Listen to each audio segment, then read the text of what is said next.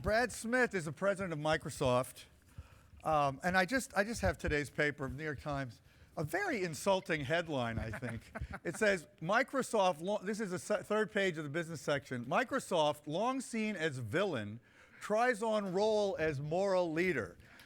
Now, in reality, if you read the article, that facetiousness is mostly absent because it's really a good article about a lot of really good things that Microsoft is doing, which are all among primary. I mean, there are plenty of reasons to have Brad up here, but the reason I especially was pleased that he could join us is because Microsoft is doing so many good things.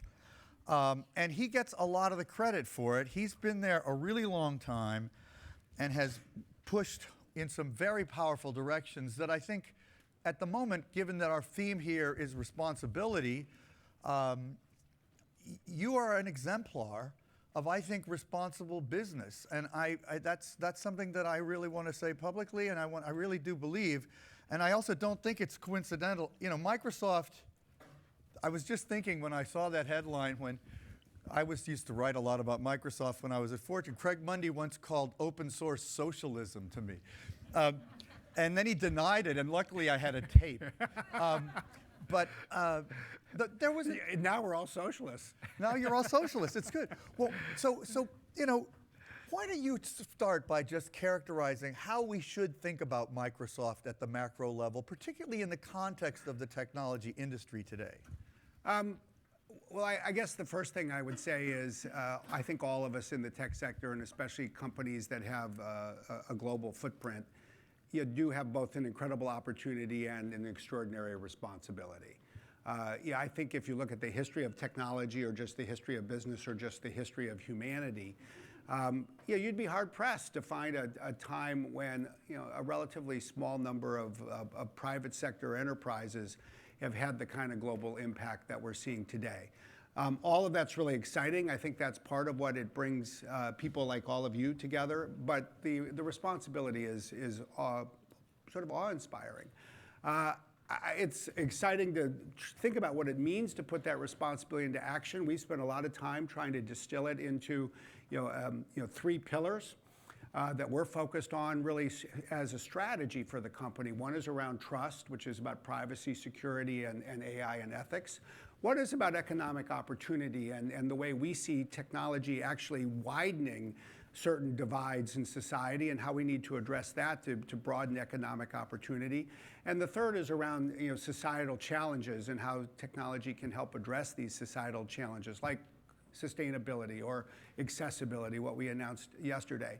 But the one other thing that I would say, especially when I see an article like that, is it's great to see people look at what we're doing and recognize that we're trying to do the right thing. And at the same time, every day I think I'm constantly reminded of the leader of another tech company who said about 5 years ago, as they started to fall under regulatory scrutiny, we won't make the mistakes that Microsoft made in the 90s. We've studied the mistakes that Microsoft made, and we won't make those mistakes. We all make mistakes. It's what I always want to remind people at Microsoft. It's great to read that kind of story, but we all make mistakes. We're all human. Hopefully we remember that and we make fewer mistakes, we make smaller mistakes, and we recover more quickly from our mistakes. But the day you think you're not going to make mistakes is probably the day you're going to start driving off a cliff. Well, the article holds your mistakes out as the reason why you're doing so well, in a sense. There's a great quote, sorry, you reminded me of it. The irony for Microsoft is that they lost in search, they lost in social networks, and they lost in mobile. And as a consequence, they avoided the recent pushback. And it gave them the freedom to take the high road, which I think is unfair considering your market cap is the second largest, as Martin pointed out, I think this morning, of any tech company. No, is it the second after? Well, if you go today we're number three. Yeah, but that's pretty darn amazing for a company that is perceived as of the earlier generation. Yeah. But my feeling, having studied you and written about your company a tremendous amount, is you really did learn from your mistakes. And I think that example of open source is a classic one. You really do embrace it now, right? Yeah, no, that's true. And I do, as I quoted in that article, as saying, I think our mistakes made us stronger. I do think we were forced to mature. Yeah. When you hit the kind of problems that we hit, that most people have now forgotten about. Frankly, the antitrust issues in the '90s and the early 2000s. You either mature or you die if you're in the tech business. And happily, we matured, and I do think it gives us a greater ability both to be resilient in difficult times. As I always like to say, when everybody has their day when they're on the defensive. It's like, hey, look, we had the government trying to break us up. This isn't nearly as big a problem. It puts problems in perspective. But I do think in the tech sector, I like to say there's no greater strength than humility, because it just forces you constantly to learn and adapt. And that's the only key to longevity when you're in such a dynamic part of the economy. But there is this very interesting divide that has emerged in technology, which has been referred to a number of times on this stage already this morning, between what you would call real tech companies and advertising-driven companies. And it is increasingly, I think, being explored as a fundamental question. What does it mean from a responsibility point of view, from a behavioral point of view, as a company, if advertising is your primary source of revenue? I'm just curious, do you see it that way, that there's a fundamental difference between what you do and companies that are primarily supported by ads? I don't know that there's a fundamental difference in what we do. There may be a distinct difference in how we get paid. I think that's sort of what it comes down to. But that's a driver of a lot of behavior. It does. It is. It can be. I think in the world today, we're seeing multiple business models emerge for technology. Clearly over the last 20 years, that has changed substantially, and that's going to continue to evolve. And I think there are going to be even more multifaceted opportunities for companies, young and old. The truth is, no matter what business model you have, there is always a point in time when you face a question. Do we make more money, or do we sacrifice and leave some money on the table for some other goal? It may be making more money in the longer term versus the short term. It may be striking a balance that we feel is more sustainable as, say, a responsible global company. What we're obviously seeing play out in some quarters is this tension between more advertising revenue and what that means to monetize people's personal data in a way that may cause people to feel uncomfortable. And monopolize their time. Well, certainly there is this interesting question, and what I find interesting about that is it's not the first time that technology has been accused of let's just call it taking too much of people's time. We saw the same thing with television in the 70s and 80s. One of the stories that I have been sharing with Microsoft execs internally this spring is an article that was published in 1946. It was called 1946, the Year of Rebellion Against Radio. Basically, these say, Really? Yeah, Wow. and it frankly speaks to many of the themes you're talking about here, because advertising was then being driven by radio was being driven by advertising. It had become more of a mass market. It's what led to the regulatory backlash against radio that we then took for granted for a generation. So you always have these trade-offs. One shouldn't think that only advertising-based companies have a set of trade-offs, but they're more pronounced at the moment. They're more in the headline at the moment. And because it's pitting people's privacy rights and data, I think we're all paying more attention to it, which is not bad. Okay, I want to get to some global things in a minute, but while we're on business models, Microsoft's doing an extraordinary job with cloud services at the moment. I mean, really come up. You're now really giving Amazon a run for their money, and I think that's increasingly recognized, which makes them nervous. But it's also very interesting to me, the recent set of principles that I know you personally spearheaded about how to conduct that business. Would you just briefly talk about that and why you did it? And then I'll ask you a question or two. Sure. Well, first of all, it's fascinating to see yet another wave of technology innovation and what it means for our business model, and businesses around the world. Namely, every company, as we know, is transforming through digital technology. What it means is, if you're a company like Microsoft, is we're no longer just selling software or solutions to our big customers. We're actually innovating with them. We have consultants and others, our engineers increasingly, helping co-create technology. So one of the interesting questions that arises is, in part, if you're a customer, you worry about, well, is this tech company going to end up learning from me and then entering my market and competing against me? And in part to allay that concern, because it's not where we see ourselves going. We like to say, we're not going to make cars, we're not going to sell groceries. And therefore we said, we'll embark on this initiative where when we co-create technology, the customer will own the patent rights. The customer will own the design rights. We'll get a license back, but only so that we can deploy that invention in a certain defined category of platform services like Azure. But other than that, we can't use that technology to go into that business in any kind of verticalized way. And what we're finding is that customers say, yeah, that's basically what we were looking for. We want to be able to create with you and know that we're in our business, you're in your business. Doesn't mean that we'll always stay separate, but we own our intellectual property rights. Microsoft doesn't. Okay, so was that intended to pose a fundamental contrast to one other company? Because Amazon hosted Netflix and then went into a direct competition with them. Amazon sells products for everybody, identifies those that are selling best, and then builds house brand generic products that in order to enter many of those markets. That's a known thing that company does over and over again. Is it in order to distinguish yourselves from Amazon that you're doing that? I would say that is one thing that has resulted. Frankly, it was designed to address questions and concerns we were hearing from customers. Interestingly, as I was traveling the world last fall, every time I would visit one of our subsidiaries and meet with the leadership team, and the very first question they would ask is, can you all give us something so we can set these concerns to rest? I do think that one reason more customers had these concerns is some of the phenomenon that you're describing. And if it does differentiate us, well, you always like to be differentiated from your competition. But it was really driven directly by customer request to come up with something that was simple and that our sales force could use around the world. It does seem like cloud is an enormous opportunity for you guys as every company is moving there, and you have such a good technology reputation. But let's talk about law, which you're a lawyer. You ran Microsoft's legal department for much of your career, and you've done a lot of things that are sort of uniquely aggressive to stake out a global position on how you think companies and governments ought to interact in this global age where companies are so often global and governments are not. Talk about how you think about that and some of the things you've done that you think are most noteworthy. Well, it's interesting. We've sort of found ourselves thrust into these issues initially in 2013, 1 month after the Snowden revelations.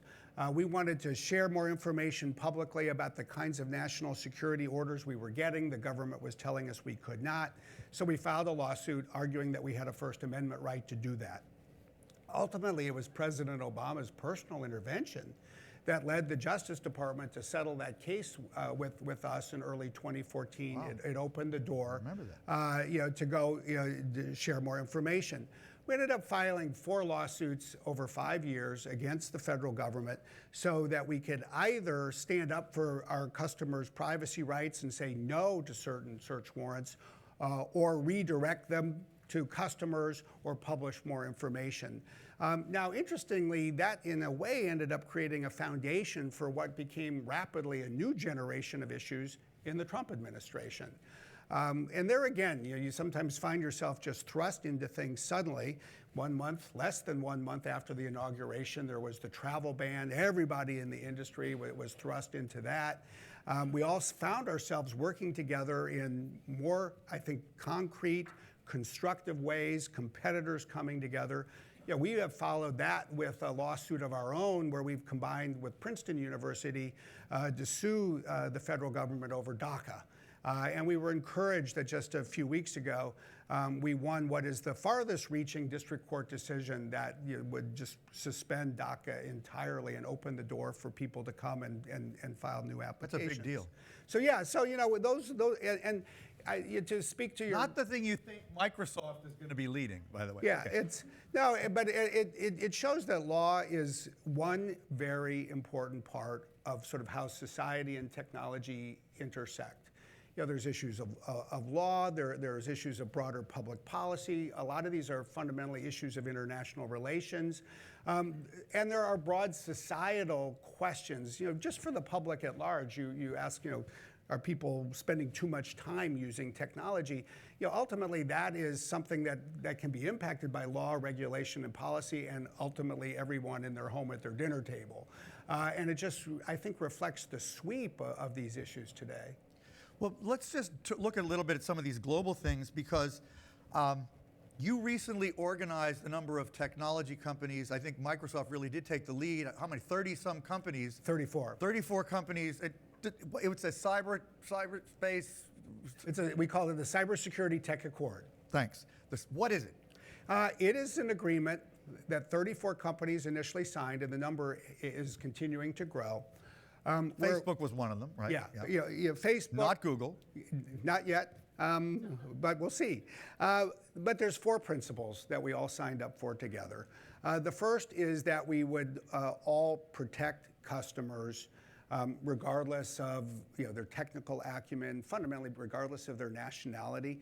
It puts a stake in the ground and says, look, we have a global responsibility when we release patches to make them available to everyone and protect customers everywhere. The second, not pick and choose governments or countries or whatever. Yeah, which is a risk.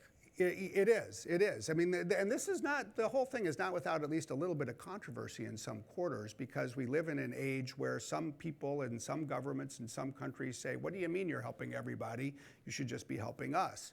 The second principle says we're not going to help any government attack innocent citizens or enterprises. And especially in the wake of the 2 biggest cyber attacks last year being both government launched. It was the WannaCry attack in May and the NotPetya attack in June. These companies say, we will not help governments launch those. Were those both North attacks. Korea? No, the first one was North Korea, the second was Russia. Russia, right. And then there's 2 other principles that really are about how we're going to work together to put these into practice. One is that we're going to collaborate more closely, share more information with each other, and that we're going to invest together to build the resilience and cybersecurity capabilities of the entire ecosystem, which in practical terms often means smaller businesses and nonprofits, where you just say the state of cybersecurity protection may not be as strong. Yeah. Well, one of the things you and I have discussed before, and it's a big issue for us at Techonomy, is this weird contradiction between global business and national governments, especially at a time when the internet is globe spanning and a number of other phenomena are truly global. We do not have global regulatory institutions, global oversight institutions. Do we need them, and how do we get to them? I mean, I take it for granted we need them in some way if we could get them. Do you agree with that, first of all? I generally do. I mean, first of all, the principle I always like to start with is that no one should be above the law. No individual, no government, no company. Now we get to one of the great contrasts and even tensions of our time. All laws, almost all laws, are still territorial. They're national. They're implemented, they're decided upon by single governments. And yet we live in a world where technology and technology companies and other companies in the economy are global. So one of the great tensions of our time is, how do you ensure that global actors remain accountable in a world of national laws? And how do you, in particular, evolve the law? How do you evolve policy or regulation in this manner? And I think it means that at times, one of the things I like about the Tech Accord is it gives us the opportunity to start to articulate some global principles. As you build a consensus around global principles, you have the opportunity for them to find their way into what may be national regulations. It may be continental regulations if you're thinking about the European Union.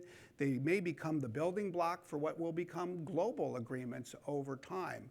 But I think when people look back 200 or 300 years from now, they're going to look at the 21st century as a century where one of the defining features was this tension between globalism and nationalism. And obviously, you see it playing out every day in politics in the United States. So do we need a true global convention on cyberspace that brings government and businesses together to talk about this weird dichotomy and how we overcome it and work together at a global level? Well, I think the answer is emphatically yes, and we have called for that, and we have to keep in mind that it is a long-term vision. The first thing we have to keep in mind is we did inherit from the 20th century some very important global conventions. And in my mind, one of the most important was established in 1949 when the world learned from the horrors of World War II and adopted what was called the Fourth Geneva Convention. It said that every government around the world has not only a moral responsibility but a legal duty to protect civilians even in times of war, which is then when we see North Korea launching a WannaCry attack that disrupts 19,000 hospital patients in the United Kingdom, you see a government attacking civilians in a time of peace. And so what we've said is, let's build on the law that exists today, like that convention, like the United Nations Charter, but then let's identify the gaps and fill them in. We need a new Geneva Convention. As we've said, we need a new digital Geneva Convention that will protect civilians around the world from these kinds of attacks. And I think, interestingly, as you point out, and that's where the tech sector accord fits in, we need principles not only for governments in the world today, we need principles for companies as well. Yeah, well, we really support that here at Techonomy, and we want to do anything we can to help drive that forward. You know, one of the things I know you really think a lot about, and we don't have tons of time, but is how technology is affecting social divides and what we ought to do about it. So talk about that briefly. I want to take a question or two from the audience, but well, how do we think about that? Well, I would say that there's three things that we should all keep in mind. First, as jobs become more digitized, and studies show that all jobs are becoming more digitized, what it obviously puts a premium on is people who have digital skills. Then you realize that there are two areas of technology that I think are exacerbating the divides that we care about in this country and others. If you think about the gender divide, the racial divide, the economic divide, or the urban-rural divide, and then look at where digital skills are being adopted today. If you look at who is taking computer science in high school, if you look at who is graduating with a computer science degree in the United States in college, what you see is that the group that is acquiring these digital skills is more white, more male, more affluent, and more urban than the population as a whole. So digital skills are exacerbating these other divides. The same thing is happening with broadband. If you look at where broadband is available or being adopted, it is more available to people who are more affluent, more white, and more urban than the population as a whole. So I think we have to start by recognizing that a lot of what we talk about in politics in the United States today is in fact being heavily influenced by these two specific technology trends. And we need stronger public policies and private sector action together to try to close these divides. If we fail to do that, all of these other divides are going to get larger, not smaller. Wow, that's a great way of putting it and very eloquent. There's plenty of things on my list, but I'd like to give the audience a chance to chime in. Can we get the mic up? Okay. Oh, I see my friend David Lee over there with his hand up. So let's get the mic all the way over there. Sorry, it's a long run, but I'm sure it'll be a good question, or it better be.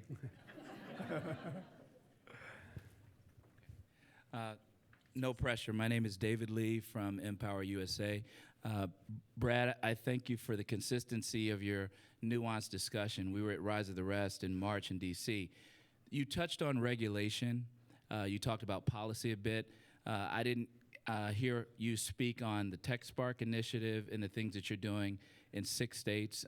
Empower is very active in the innovation, entrepreneurship, and just generally bringing, I guess, some gravity around the digital divide, which is happening. We don't have skilled workers moving into these professions. Can you talk about the relevant role and outcomes you feel these states, and I don't want to get to big global, but what can these state officials do to shape true policy that can get, I mean, the things that you're doing at Microsoft are really tremendous. What is their role in regulation, smart regulation, to make these initiatives happen? Because it's not on the private sector by itself. Well, I would say there are 3 areas that are really important opportunities for state governments in this space. Number 1 is rural broadband. I do think that some states are starting to focus larger public sector investments, as they should, at specific rural counties that don't have broadband access today. I think that the smartest public funding goes to reduce the cost of capital, basically the capital investments made especially by smaller telecommunications companies so that they enter this business. I think the second thing that states really need to drive is public education around coding and computer science. There are 42,000 high schools in the United States. Last year, the number that offered the AP class in computer science was 7,665, so less than 20%. And there are a variety of state initiatives that can be taken in that space. The third, and I think broadest and sort of looming question for in particular state governments across the country, is fundamentally about the social contract that exists in this country. If you think about the laws that we think about today, having a minimum wage, having certain health and safety standards, having certain rights around benefits, or even Social Security and retirement, all of these are fundamentally based on the technology and ways of working of the first half of the 20th century. And I think that all of us in the tech sector, I just believe we need to be incredibly mindful of the fact that as we're creating these new platforms, whether it's an Uber or an Amazon Turk or anything, we just have to ask ourselves, do we fundamentally want to create a world where people get up and put in an hour's hard work and fail to earn the equivalent of a minimum wage? Because when you have people who are not working as employees, as tech companies are arguing, they don't get that kind of entitlement. And I don't think that's what people want when they go to work in a tech company in San Francisco or anywhere else. And we have to ask ourselves, what is it that it will take for us to do what we should do as companies, but what is it that it will take as governments, and it will be at the state level, that will ensure that the workers of the 21st century don't end up losing what people have taken for granted in this country for 100 years. Wow, that was great. Okay, one more. Okay, here. Oh, we could try to get both of you real fast. Okay, why don't you both ask your questions? Where's the mic? Okay, because I know you'll both ask your questions together, and then we'll see what Brad can do with both of those. Hi there, Adam Grossberg, great discussion. How do you embed this into the ethos of Microsoft? I mean, you've been through so many changes. How do you incentivize different businesses, et cetera, to make sure that this is part of the fabric of what you do? Okay, and Michael. Completely different topic. Microsoft's one of its biggest businesses, what you used to call productivity software and Office and whatnot. Historically, productivity advances have been the thing that have improved wages on the low end of the spectrum and things like that. What can Microsoft do to make productivity growth faster? I mean, it's been very slow lately. You care about that issue. Oh, those are two interesting Two questions. very different questions. They might be knit together if you're really creative. Boy, this is this is like the PhD oral exam. No, I actually do believe that we hopefully are on the cusp of a new era of using technology to enhance people's productivity. We see it across the board. I mean, you certainly see AI, leading to automation of a lot of basic tasks. So much so that we're going to see productivity rise and have to worry about people who are displaced. But say for professionals, we definitely do see an era where technology is creating more, we hope, productive meetings. The ability to help people be more creative, find the data they're looking for. I think we're all going to be using AI tools 5 years from now to get ready for meetings and to make decisions and write and create in ways that we're not today. On your other question, it is a fascinating question because when you have a company of 120,000 people, it's easy to walk into work every morning and ask yourself, wow, I wonder what's going to go wrong today. And fundamentally... Especially when you're the lawyer. Yeah. Fundamentally, what we have found is this. First, to really define a set of principles that will govern how we will make decisions. So increasingly you'll see us articulate 4 principles around what we think it takes to have a trusted cloud. We have these 6 principles around this shared innovation initiative. And we do use those as we then make difficult decisions. There was a decision, sometimes the most difficult decisions do end up on my desk. And there was a principle where we said we would stand up for customers and contest a particular issue in court. And there was a day when our litigators came and said, look, we don't want to fight this one, we're going to lose. But we said we would fight it. And I remember the conversation, and I said, look, I'm okay being a loser. I'm just not okay being a liar. Let's keep that in mind. We will stand up, and there will be days when we'll lose. So, I do think that the more one can, in business and elsewhere, articulate principles, share them, and then show that you actually act on that basis, it helps. The other thing I will just say in closing, and it's frankly one of the reasons I'm always enthused about doing things like this, is that I think employees today place so much stock in what their employers are doing. But they fundamentally listen to what you say internally, and they listen to what you say externally, and they say and then they watch what you do. And it's only when you have alignment among those three that they then understand, that's where we're going. So the best internal discussion is sometimes an external conversation that everybody can then follow, of the sort that you create here, David. Fantastic, Brad. Thanks so Thanks. much. Thank you. Really good. I just want to